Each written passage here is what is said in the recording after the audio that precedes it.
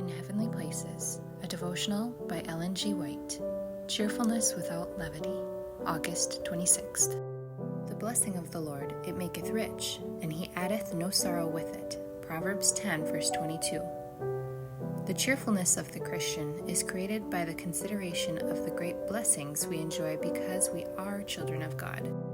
The cheerful enlightenment of the mind and the soul temple by the assurance that we have reconciliation with God, the hope we have of everlasting life through Christ, and the pleasure of blessing others are joys which bring no sorrow with them. Those who indulge in chaffing, mirth, levity, and vanity of spirit, which arise from a superficial, cheap experience, have no real, solid foundation for hope and joy in the love of God and belief of the truth. The giddy, the heedless, the gay, the jovial spirit is not the joy which Paul is anxious that Christ's followers shall have. This class spend their time in frivolity and excessive levity.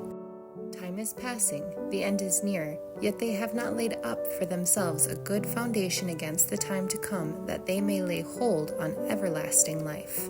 We need not encourage that mirth which dissipates reflection, leaves no time for consideration, and establishes habits of lightness and cheap talk which grieve the Holy Spirit of God and unfits us for the contemplation of heaven and heavenly things.